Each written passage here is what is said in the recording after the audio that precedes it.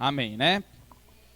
É muito bonito vermos as crianças de uma forma tão simples de um teatro explicar as escrituras, né? Jesus está voltando e quando nós chegarmos na presença dele, tudo isso que foi representado aqui vai acontecer. Nós receberemos coroas e depositaremos aos pés dele, porque é ele quem merece toda a honra e toda a glória, né? Nós louvamos a Deus por isso. Amados, eu sei que é Páscoa, mas Deus tem me incomodado em continuar em Apocalipse. Então abra comigo Apocalipse capítulo 2. Lá no fundo nós temos um mural, onde está escrito: porque ele vive, posso crer no amanhã. E nós damos glória a Deus. Irmãos, para mim o melhor dia do ano é a Páscoa. Não é por causa do chocolate que eu gosto, não. Mas é porque o meu rei ressuscitou. Então, passa ali, crie uma memória com a tua família. Tira uma foto para você se recordar desse dia tão especial para a vida do cristão. Jesus vive e eu posso crer no amanhã. Então passa lá depois e tira foto. Eu já tirei com a minha família hoje de manhã. Não estava tão bem arrumado como agora à noite. Não, estou brincando, estávamos bem arrumados, sim. Mas podemos tirar outras fotos juntos. Aproveite essa oportunidade, tá? Apocalipse capítulo 2.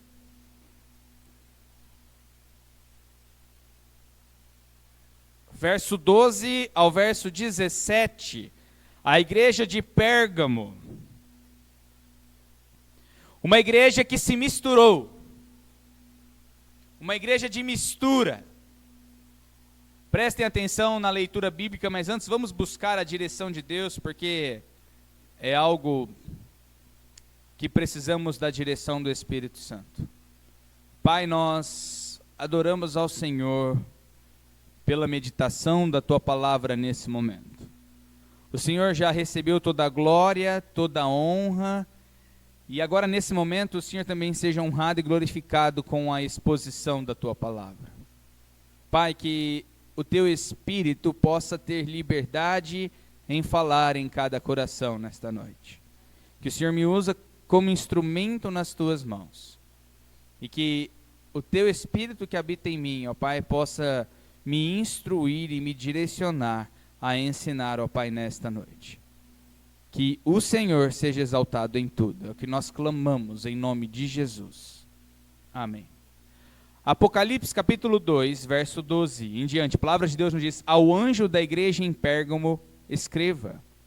Estas são as palavras daquele que tem a espada afiada de 2 gumes. Sei onde você vive, onde está o trono de Satanás.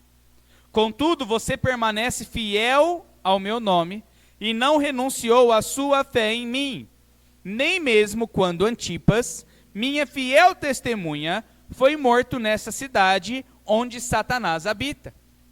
No entanto, tenho contra você algumas coisas. Você tem aí pessoas que se apegam aos ensinos de Balaão, que ensinou Balaque a armar ciladas contra os israelitas, induzindo-os a comer alimentos sacrificados a ídolos e a praticar imoralidade sexual.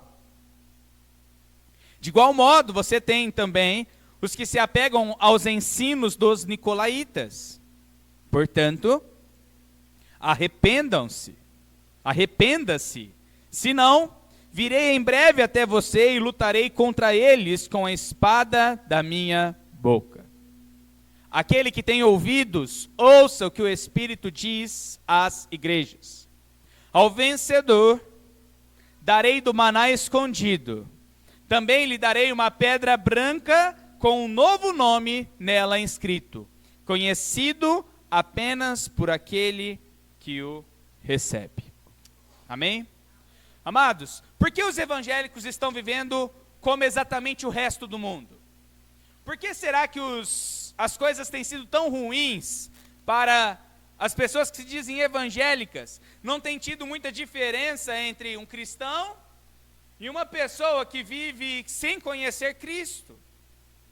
O resultado de pesquisas feitas nos Estados Unidos por um instituto chamado Barna, George Barna, nos mostra como tem sido a estatística dos evangélicos, que se dizem evangélicos, que vão contra aquilo que eles pregam. Vivem algo completamente diferente daquilo que eles anunciam ser a verdade das Escrituras. Em 2001, de agosto, George Barna demonstrou que a taxa de divórcio era a mesma para os cristãos nascidos de novo versus população em geral. A gente olha para os Estados Unidos porque normalmente nós copiamos e importar tudo de bom e de ruim daquele país. Então, 33% dos cristãos que nasceram de novo haviam se divorciado, em comparação a 34% de pessoas norte-americanas que não nasceram de novo, que não creram em Cristo. Quando a gente olha para o dinheiro, para finanças, em 2002, George Barna descobriu que apenas 6% dos cristãos nascidos de novo dizimam. Um declínio de 50% desde 2000.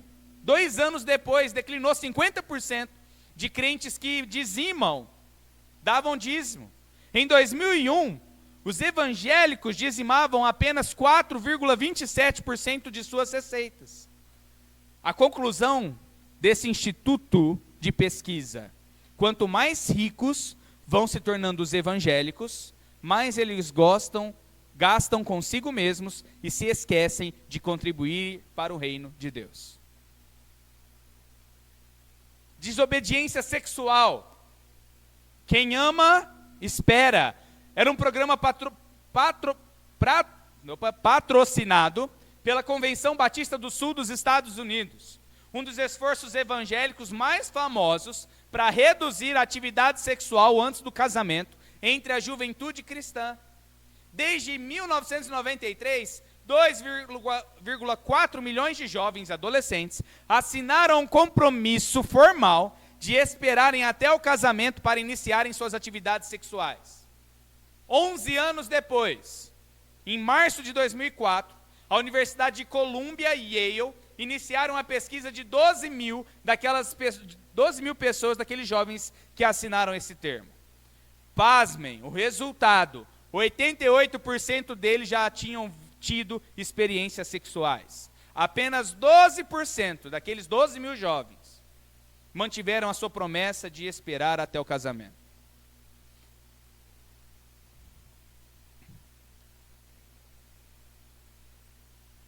26% dos evangélicos tradicionais entendem que o sexo antes do casamento não é errado. 46% dos evangélicos não tradicionais diz que é moralmente correto. Olha só o que o Instituto pesquisou, irmãos. Sobre pornografia, os estudos revelaram que a porcentagem de homens evangélicos envolvidos com pornografia não é diferente daqueles que não são evangélicos. Principalmente aquelas do tipo dos 50 tons de cinza. Como nós somos capazes, irmãos, como igreja, de professarmos uma coisa e praticarmos outra completamente diferente? A igreja de Jesus tem sido um escândalo para a sociedade. Podemos dizer que Pérgamo, a igreja de Pérgamo, pregava algo, mas a maior parte do seu tempo não vivia aquilo que eles anunciavam. O desafio para a igreja de Pérgamo é o mesmo desafio que nós enfrentamos hoje. Como professar a verdade de Jesus e não praticar o contrário? Como enfrentar o martírio e permanecer fiel diante do mundanismo lá fora? Como confessar a verdade e nos comportar conforme essa verdade? Como ser puros na doutrina do nosso dia a dia?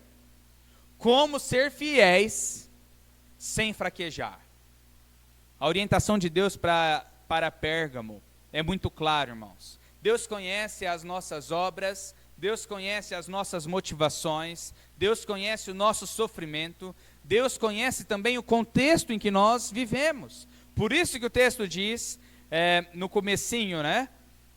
Eu sei onde você vive, contudo, você permanece fiel.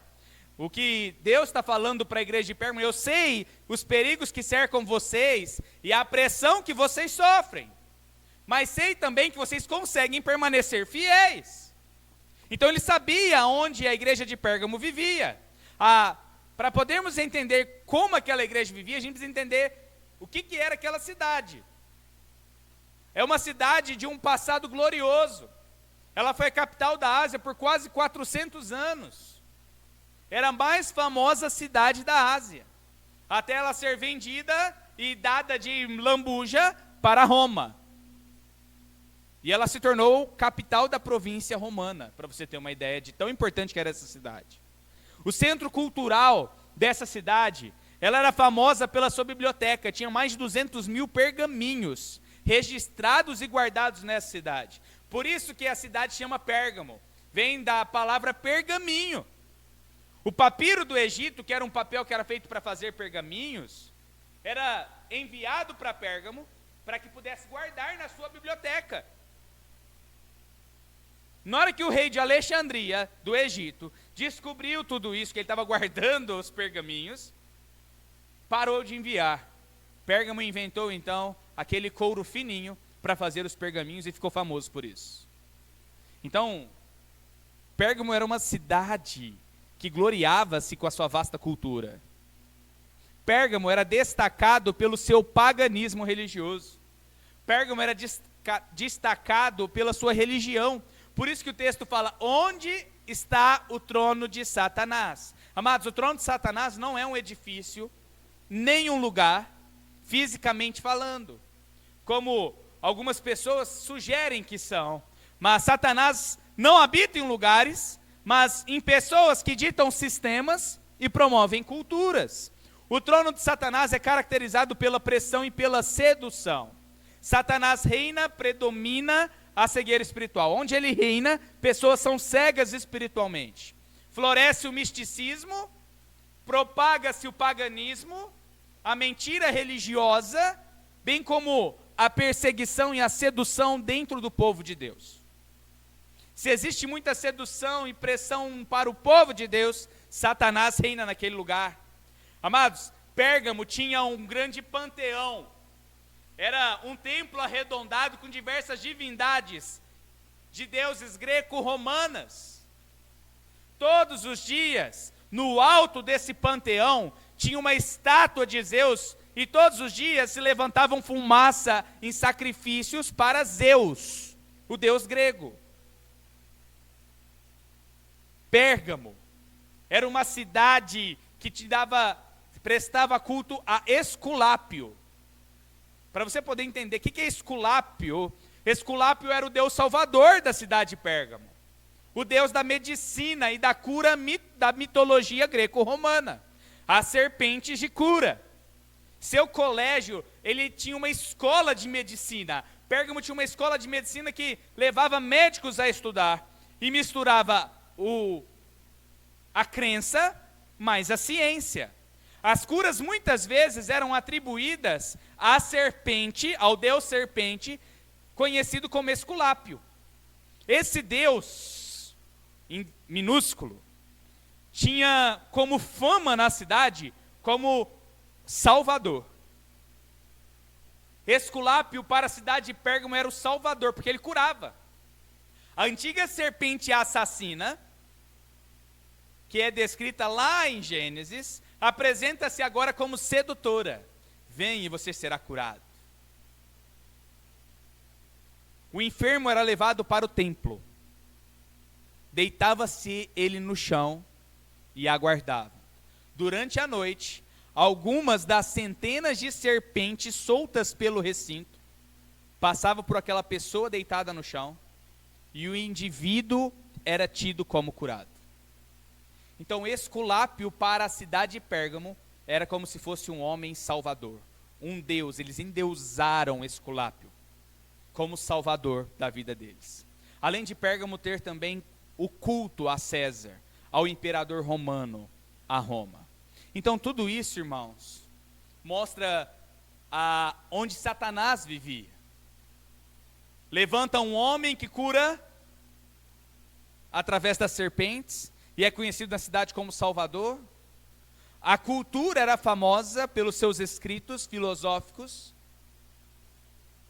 A cidade era famosa por ser capital.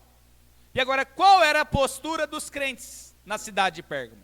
Qual que era a postura diante de tudo isso na cidade de Pérgamo? Eles não fugiam do mundo. Por isso ele diz: eu sei onde vocês vivem. Contudo, você permanece fiel ao meu nome e não renunciou à sua fé em mim. Amados, apesar de tudo, apesar de tudo isso que acontecia na cidade, a igreja de Pérgamo se mantinha fiel e tinha a cidade de Pérgamo como seu lar. Eles não fugiram do mundo, eles permaneceram fiéis no mundo. Eles não abriram mão do nome de Cristo. Enquanto a cidade endeusava Esculápio, a igreja de Pérgamo falava: ele não é Deus. O único Deus verdadeiro é Jesus Cristo, que morreu e ressuscitou. Esse era testemunho da igreja de Pérgamo. A igreja de Pérgamo não cedeu. O único Salvador que veio do céu, viveu sem pecado, morreu e ressuscitou, é Jesus Cristo. Jesus o Cristo. E a igreja vivia isso. Eles diziam: Salvador não é Esculápio, não é o imperador de Roma, não é César, apenas Jesus Cristo. Não existe outro Deus que recebe toda a honra, toda a glória, toda a adoração, a não ser Jesus. E é muito claro aqui: vocês permanecem fiel, mesmo onde Satanás habita. Então pode vir tentações, pode vir provações. A igreja permanecia fiel, sem negar o nome de Cristo. Eles permaneceram confessando que Jesus era o único e suficiente Salvador. Eles não fraquejaram, não se intimidaram diante do sofrimento. O texto fala que Antipas foi morto. Mesmo quando Antipas foi morto, vocês continuaram fiéis ao meu nome. Antipas era o pastor da igreja de Pérgamo. Ele foi morto. Pela história, quando você vai ler e se aprofundar, Antipas provavelmente era o pastor da igreja de Pérgamo. O que aconteceu? Essa fidelidade dele a Deus, ele foi colocado dentro de um touro de bronze e colocado dentro de chamas, até o touro ficar todo vermelho. E Antipas foi morto, asfixiado e queimado vivo. Essa é a história do Antipas, que o texto fala. Nem mesmo quando Antipas, minha fiel testemunha, for morto nessa cidade onde Satanás habita. Isso não desencorajou a igreja de levantar a bandeira, dizendo: nós somos de Jesus Cristo. Ele resistiu à apostasia até a morte. Abandonar a fé. Ele não abandonou a fé, Antipas, mesmo sendo morto em um touro de bronze. E a igreja também não cedeu a nenhum Deus chamado Esculápio, somente a Jesus. Agora, esse é um elogio de Deus para a igreja de Pérgamo. Uma igreja que vive no mundo, não foge do mundo, não se tranca dentro de quatro paredes, mas continua anunciando que Jesus é Salvador, que busca o bem da cidade, que ora pela cidade, mas uma igreja que não abre mão da sua fé, que não abre mão daquilo que crê, sobre a exclusividade de Jesus Cristo. Só Jesus salva, só o sangue de Jesus tem poder. E isso não era negociado para a igreja de Pérgamo. Uma igreja que não se intimidava frente ao sofrimento. Uma igreja que orava pela cidade, que queria o bem da cidade. era a igreja de Pérgamo. E quando nós vamos em Jeremias, capítulo 29, do verso 4 ao verso 9, olha o que a palavra de Deus nos diz. Assim diz o Senhor dos Exércitos, o Deus de Israel, a todos os exilados que deportei de Jerusalém para a Babilônia. Olha o que Deus diz para o povo de Israel que está numa cidade que não é a cidade deles. Construam casas e habitem nelas. Plantem jardins e comam dos seus frutos. Olha que interessante, Deus está falando assim, ó, cuidem da cidade. Se alimentem dos negócios feitos da cidade. Casem-se e tenham filhos e filhas. Escolham mulheres para casar-se com seus filhos e deem as suas filhas em casamento, para que também tenham filhos e filhas. Multipliquem-se e não diminuam.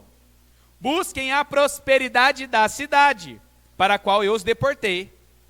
E orem ao Senhor em favor dela, porque a prosperidade de vocês depende da prosperidade dela.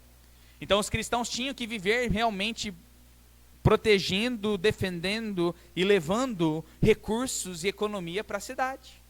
Porque assim diz o Senhor dos Exércitos, o Deus de Israel. Não deixe que os profetas e adivinhos que há no meio de vocês os enganem. Não deem atenção aos sonhos que vocês os encorajam a terem. Eles estão profetizando mentiras em meu nome, eu não os enviei, declara o Senhor. Esta é a postura recomendada de Deus ao povo, à igreja.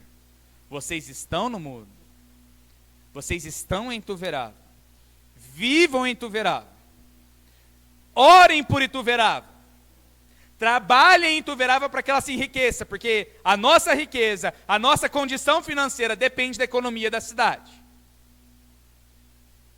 Mas sejam fiéis. Sejam fiéis. Agora, Pérgamo tinha um elogio da parte de Deus, mas tinha algo contra. Havia uma prática que Deus reprovava. Pérgamo exaltava Cristo, defendia o nome de Cristo, mas não vivia a santidade, irmãos. Eles se esqueceram de que a fé em Cristo é relacionada a um comportamento, a uma vida como a pessoa de Jesus Cristo. Uma vida de retidão e coerência com a vida de Jesus e com a verdade que Jesus nos ensinou. Olha o que diz o texto no verso 14. No entanto, tenho contra você algumas coisas. E aí Jesus agora vai corrigir a igreja, orientar e disciplinar a igreja. Vocês têm aí pessoas que se apegam aos ensinos de Balaão. Aí o verso 15. De igual modo, você tem também os que se apegam aos ensinos dos nicolaítas. Pastor, o que isso significa? Os ensinos de Balaão e os ensinos de nicolaítas se apontam para o mesmo erro que a igreja tinha. Qual erro? Quando a gente vai lá em Números, capítulo 22, 23, 24 e 25, nós conhecemos a história de Balaão. Balaque, rei de Moabe, contrata Balaão para amaldiçoar Israel. Por dinheiro. Balaão se prostituiu, os seus dons de profeta, com o objetivo de ganhar dinheiro. Então, Balaque, rei de Moabe, inimigo de Israel, contratou um profeta para amaldiçoar Israel. No meio do caminho, uma jumenta fala com ele. É onde Deus usa uma jumenta para falar, Balaão, o que você está aprontando, meu filho? Ao invés de você amaldiçoar o povo de Israel, você vai abençoar. A jumenta fala, olha ali, você não está vendo, existe um anjo ali naquele caminho. Você não enxerga, a jumenta está falando para Balaão. Tem um anjo nos impedindo de ir fazer o que você vai fazer. No entanto, quando ele abre a boca para amaldiçoar Israel, ele só abençoa Israel. Balaque, o rei de Moabe, fica irritado, irmãos. Bravo com Balaão. Eu te contratei para amaldiçoar o povo de Israel. E não para abençoar. E aí Balaão, por ganância, pura ganância, aconselhou Balaque a enfrentar Israel não com um grande exército, mas com pequenas donzelas sedutoras. O que Balaão orientou o rei de Balaque a fazer? Mande as mulheres mais bonitas a se infiltrarem na igreja, para que os homens possam cair em pecado. E o pecado na vida da igreja entristece o Deus de Israel. E eles vão ficar vulneráveis, fracos, porque o pecado afasta a igreja da presença e do poder de Deus.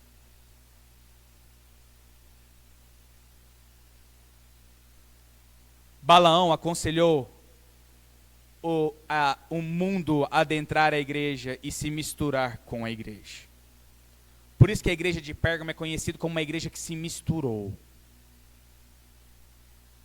Aconselhou o incitamento ao pecado, a imoralidade sexual. E aí, homem fraco de fé, elevado por essas donzelas, a participar de cultos pagãos e a comerem comida sacrificada. Assim os homens de Israel participariam de suas festas idólatras e se entregariam à prostituição. E o Deus Santo se encheria de ira contra eles e faria com que o povo ficasse fraco e vulnerável. Esses eram os homens que tinham dentro da igreja de Pérgamo, que por ganância permitia que o pecado se alastrasse dentro da igreja. Os nicolaítas, nós já ensinamos anteriormente numa outra igreja, ensinava que quanto mais ele pecar, de acordo com o ensino de Balaão, peca, gente, vai, se mistura, maior é a graça. Quanto mais se entregar aos apetites da carne, maior a oportunidade de perdão de Deus na tua vida. Eles faziam apologia ao pecado. Olha, a tua alma já está salva, então aproveita o que o teu corpo pede. Em outras palavras, faça o que o teu coração mandar. Se o teu coração quer fazer isso, vai lá e faz, sem questionar se Deus se agrada ou não. E se você pecar, a graça superabunda na tua vida. Mas o Novo Testamento nos ensina algo contra isso, irmãos. Romanos capítulo 6, do verso 1 ao verso 4.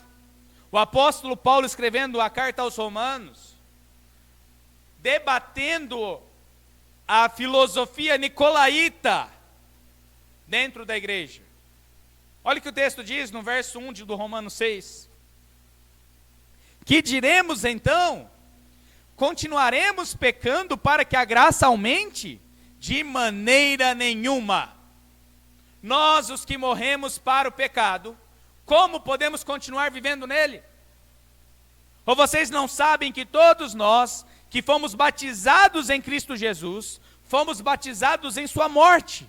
Portanto, fomos sepultados com ele na morte por meio do batismo, a fim de que, assim como Cristo foi ressuscitado dos mortos mediante a glória do Pai, também nós vivamos uma vida nova. Então, o que o apóstolo Paulo está dizendo é que se você tem uma vida nova em Cristo, é para você viver essa nova vida em Cristo, não viver como você vivia antes, satisfazendo os seus desejos da sua carne, cometendo pecados, desagradando o próprio Deus. Então, os ensinos dos nicolaítas, o ensino de Balaão, precisava ser deixado de lado na vida da igreja. A igreja apoiava o nome de Cristo, levantava a bandeira de Cristo, mas não vivia em santidade. A igreja vivia com comportamento igual a do mundo, sem se diferenciar. Você colocava a igreja de um lado, pessoas que não conheciam a Cristo do outro, e não viam diferença nenhuma. Não havia diferença. O que cremos, amados, deve moldar o nosso caráter. O que eu creio, se eu creio em Cristo, se eu vivo para Cristo, isso deve moldar o meu caráter, deve influenciar o meu comportamento, deve produzir em nós novas posturas. novas maneiras de viver, novos passos a serem dados. Porém, quando a gente olha para as estatísticas que nós vemos pelo Instituto Barna,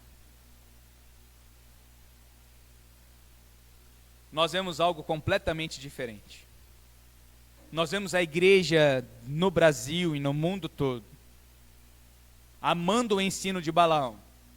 Pessoas se vendendo por recurso financeiro para deixar acontecer o que precisa acontecer dentro da igreja. Líderes.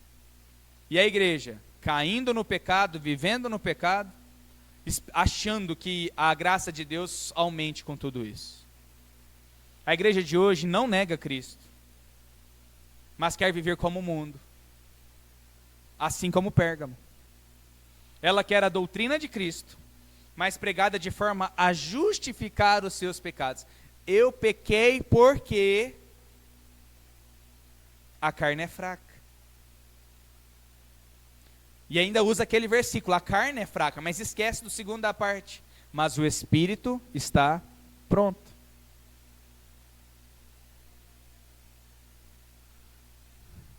A igreja tem camuflado, sem dar a importância ao pecado. Fale de Cristo, mas não fale do pecado, nem de comportamento. Amados, como é triste nós vermos uma igreja camuflada, que diz que ama Cristo, e não vive como Cristo.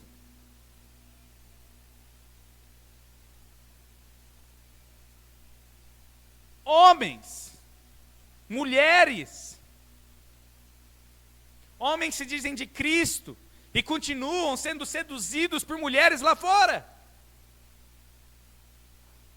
Mulheres se dizem ter aceitado Jesus como Salvador e se vestindo como o mundo lá fora. Pessoas lá de fora olham para a igreja e quando olham para nós, que somos o reflexo de Jesus, não vê diferença alguma. Porque temos sido igualados às pessoas lá fora. Que diferença as pessoas têm visto na tua vida? No seu comportamento, na sua forma de pensar, na sua forma de se vestir. Como, amados? O problema com esta mentalidade de achar que eu tenho Cristo e cada um com o seu problema, não devo nada a ninguém, é que o nome de Cristo, irmãos, nos nossos dias, está sendo banalizado. Nós podemos até levantar a bandeira, nós somos de Jesus, mas o nosso comportamento e a nossa forma não mostra isso. E isso tem impedido pessoas de chegarem a Cristo por causa disso.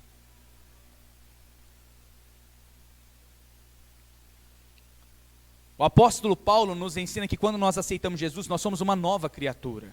Se alguém está em Cristo, é nova criação. As coisas velhas já passaram. Tudo se fez novo. É tudo novo, irmãos. O comportamento é novo. O pensar é diferente. O agir é diferente. A vestimenta precisa ser diferente.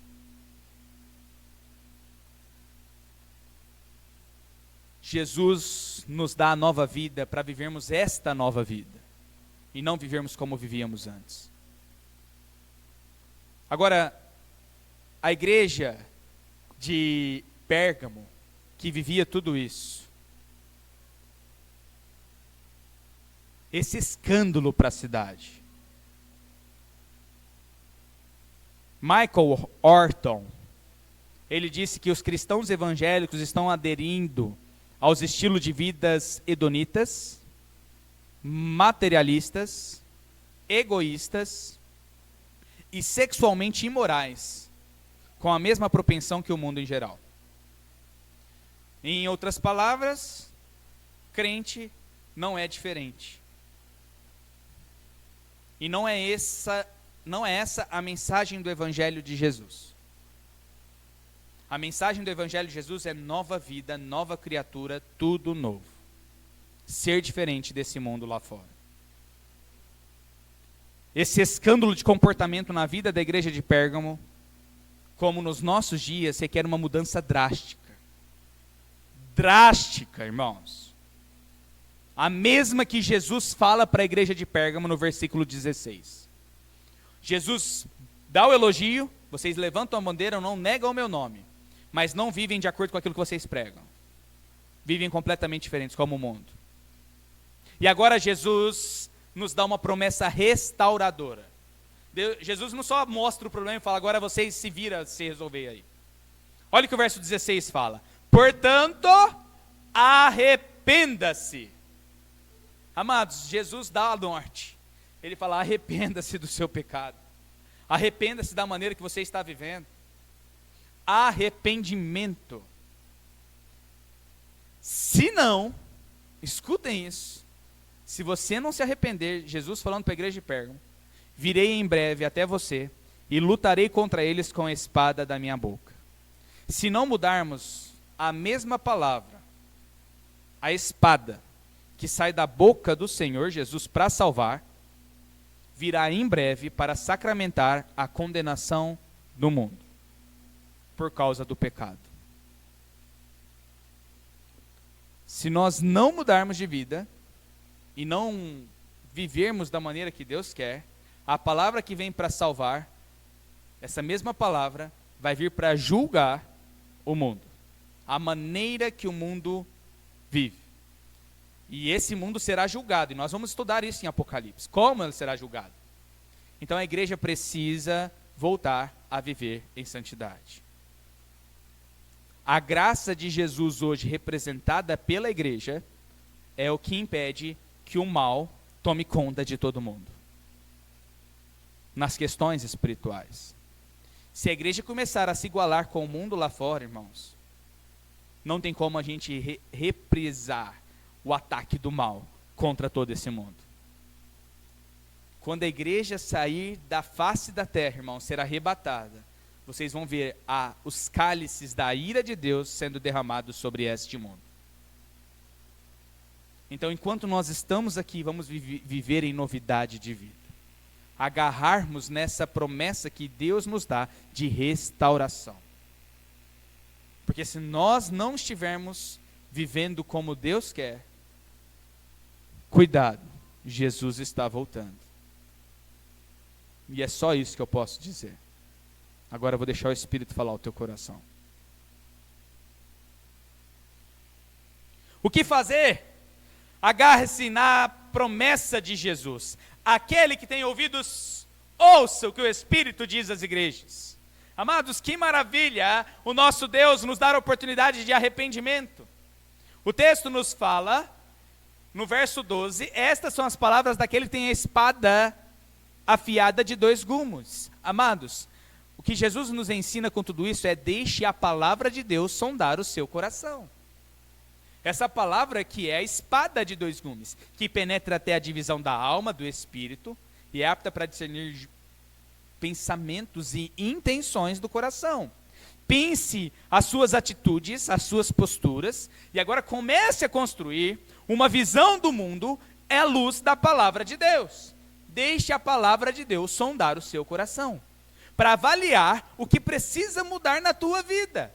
Essa espada, então Jesus nos fala, estas são as palavras. Aquele que tem ouvidos, ouça o que o Espírito diz às igrejas. O que o Espírito diz? A espada sai da boca do Senhor.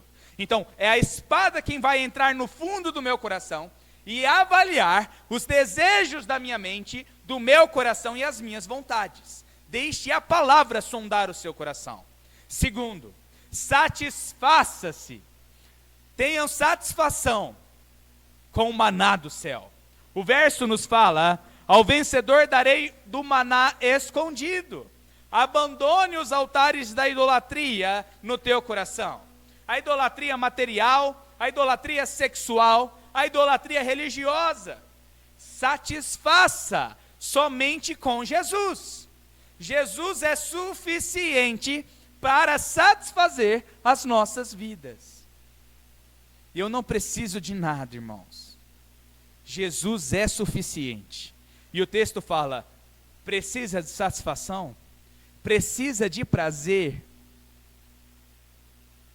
Satisfaça com Jesus. Ele está falando, o texto nos fala isso. Ao vencedor darei o maná escondido. Coma de Jesus. O maná que desceu do céu é o próprio Cristo. Terceiro, construa sua identidade em Cristo. Também lhe darei uma pedra branca com um novo nome nela inscrito, conhecido apenas por aqueles que a recebem. Em Cristo, amados, nós somos perdoados, por isso a pedra branca. Em Cristo, o sangue derramado na cruz do Calvário é aquele sangue que nos purifica e nos permite ser puros diante de Deus. É o sangue de Jesus que perdoa o nosso pecado. Então em Cristo nós somos perdoados. Eu sou perdoado quando eu me rendo aos pés de Jesus. Por isso a pedra branca. Nós construímos uma nova identidade, um novo nome. Amados, quando eu creio em Cristo, eu sou nova criatura. Eu tenho uma nova digital espiritual nos céus. Essa digital que é única dos nossos dedos. Agora Jesus fala para nós que Ele nos dá um novo nome. E nós recebemos privilégio, amados.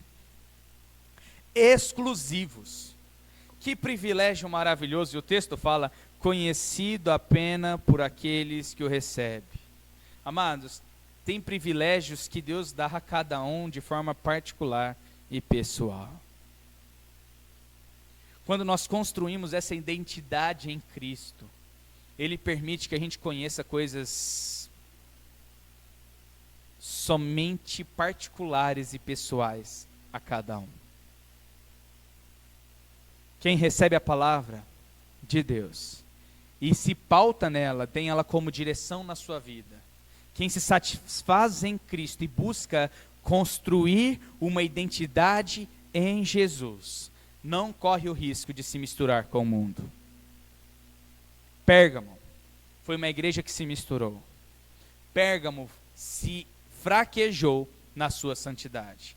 Ela fraquejou por crer em Cristo, mas não se alimentar de Cristo. Ela creu em Cristo, mas não viveu a palavra de Jesus. Ela creu em Cristo, mas não viveu com as lentes de Cristo. Em outras palavras, era uma igreja que cria em Cristo, mas não se satisfazia em Cristo, não ouvia a instrução de Cristo e não tinha uma identidade de Jesus na sua vida. É esse o seu caso? É esse o seu caso? Você ainda não tem uma identidade em Cristo? É esse o seu caso? Você está procurando ainda uma satisfação na tua vida que ainda não foi preenchida por Jesus? Será que é esse o teu caso? Você não tem sido instruído ou deixado a palavra de Deus sondar o seu coração? Aonde você tem falhado? Talvez nós temos sido como a igreja de Pérgamo. Nós confessamos Jesus como Salvador, mas não vivemos de acordo com a vontade dele. E precisamos mudar isso. Por isso que Jesus fala, arrependa-se. Você já creu em Cristo? Como você tem vivido? Se você diz que creu,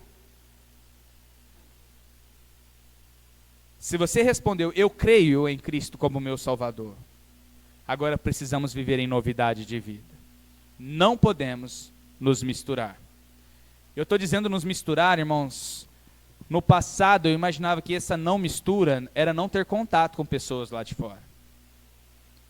Mas, graças a Deus, eu aprendi coisas novas no decorrer da minha vida cristã. E eu percebi que não é deixar de estar com pessoas, mas é não me deixar ser influenciado por elas. Escutem isso com carinho, para que não saia amanhã conversando e falando outras palavras. Não é sair do mundo, não é perder as amizades que você tem lá fora, não é perder o tempo de alegria que você tem com seus amigos lá fora, ou com pessoas lá fora, mas é não deixar ser influenciado por eles, porque a sua satisfação está em Cristo. Nós não podemos nos misturar. E quando eu disse misturar, é ser como eles. Podemos viver no meio deles, mas não ser como eles.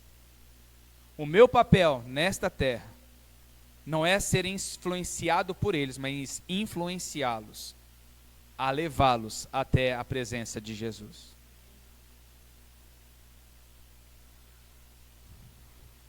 Quem está em Cristo deve ser uma nova criatura. Viver uma nova vida. Como você está vivendo? Jesus morreu e ressuscitou, não foi em vão, irmãos. Foi para nos dar vida e para que essa vida seja vivida com alegria. Podemos sofrer pressões, podemos sofrer situações em nossa volta. Mas aquilo que professamos deve ser o mesmo que nós vivemos, para que Ele seja honrado e glorificado em tudo. Antes de vir para o culto, nesta noite, eu e minha esposa nos reunimos para orar pelo culto, para conversar um pouquinho, agora à tarde, e estava compartilhando com ela sobre a igreja de Pérgamo. E eu disse para ela, amor, hoje é Páscoa e eu não sei porque Deus não me induziu, não me levou a falar sobre Páscoa, mas permitiu que eu falasse sobre Pérgamo, algo completamente um pouco distinto do dia que nós celebramos a Páscoa. Ela falou, o que fala da igreja de Pérgamo? E eu lembrei ela, porque ela também está dando aula hoje, na parte da manhã em Apocalipse. Ela falou, nossa amor, é porque realmente a igreja talvez precise ouvir, por isso que Deus tem te mostrado isso já há um tempo. E aí eu virei para ela e falei assim, o mais interessante de tudo isso, irmãos, é que mesmo passando por tudo isso, era a igreja de Jesus. Pérgamo, mesmo não vivendo em santidade, era a igreja de Jesus. Por isso que Jesus adverte. Então, se Jesus está advertindo a tua vida e o Espírito Santo está falando ao teu coração, é porque você é dele. Então agora a gente precisa ouvir e seguir as próximas orientações dele. Porque a igreja de Jesus é dele. Fraquejei, fracassei, me misturei, mas você é a igreja de Jesus. E se Deus tem permitido você ouvir esta mensagem, é porque Deus quer falar ao teu coração alguma coisa. E a igreja de Pérgamo era a igreja de Cristo. Ele se movia no meio dos castiçais, lembram? E ele elogia a igreja e disciplina ela, dizendo, contra você eu tenho isso, mas para você sair daqui e voltar a viver de acordo com a minha vontade, arrependa-se e me satisfaça em mim. E é isso que Jesus está falando para nós nessa noite. Posso estar fraquejando, falhando, mas Jesus está me mostrando qual caminho agora eu devo seguir. Me arrependendo e mudando de direção. Vamos abaixar as nossas cabeças, fechar os nossos olhos.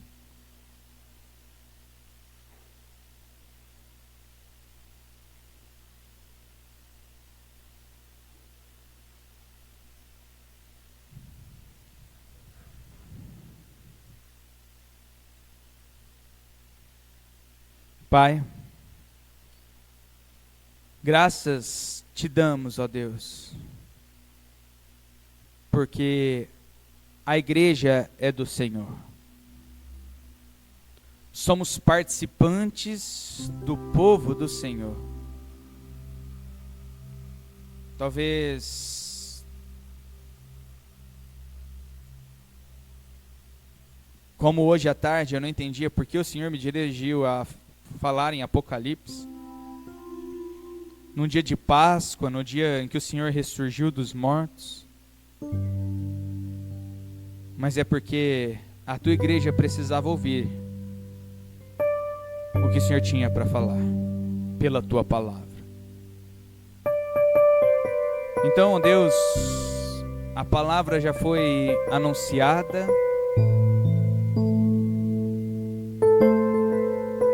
e aqueles que ouviram esta mensagem, agora eu clamo ao Senhor, ó Pai, que o teu Espírito confronte Que o teu Espírito que se move em nosso meio possa falar, ó Pai, e mostrar a cada um aquilo que precisa de restauração.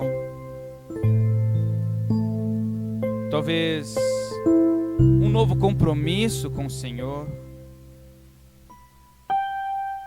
Dar atenção e ouvidos, ó Pai, à tua voz. Deixar o Senhor sondar os corações. Que o Senhor possa ir no mais fundo do nosso coração. Nas gavetas mais profundas, aquela gaveta mais desarrumada da nossa vida.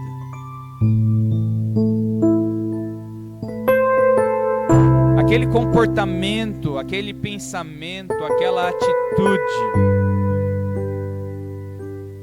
que agora o Senhor traz à mente de cada filho do Senhor, que precisa ser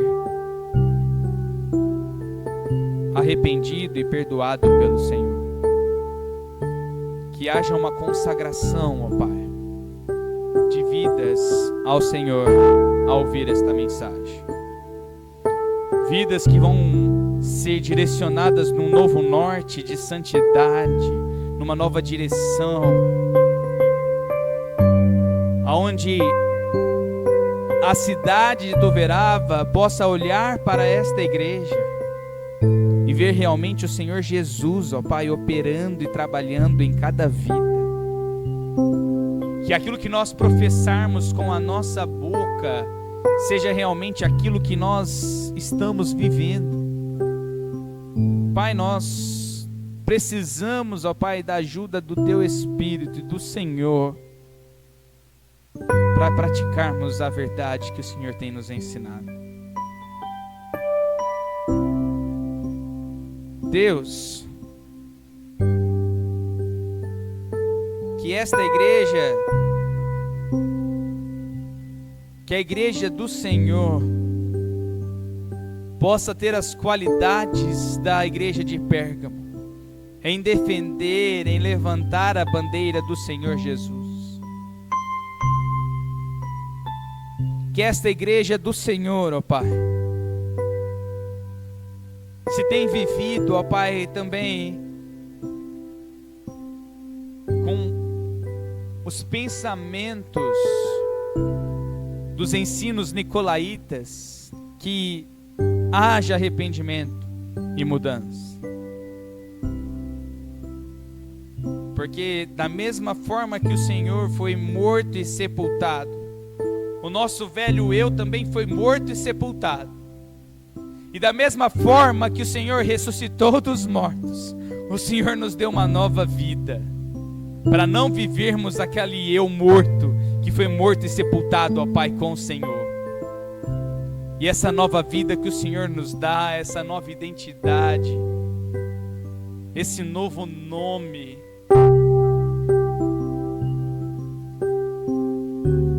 possa ser, ó Pai, luz e exemplo para as pessoas que veem as nossas vidas, para que através desta igreja possamos refletir o Teu Filho Jesus. Que o Senhor possa trabalhar em cada coração, em nome de Jesus, amém.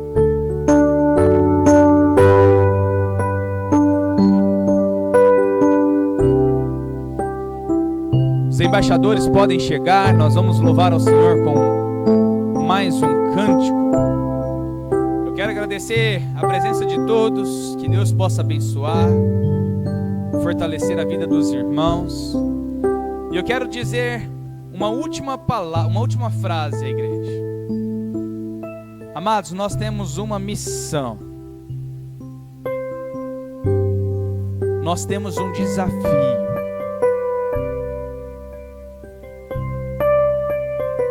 Que são as casas de paz. Que esta semana seja uma semana que novas casas de paz possam se abrir. Que novos filhos de paz possam ser conhecidos, para que em maio nós possamos semear a palavra de Deus. Tá bom? Deus abençoe.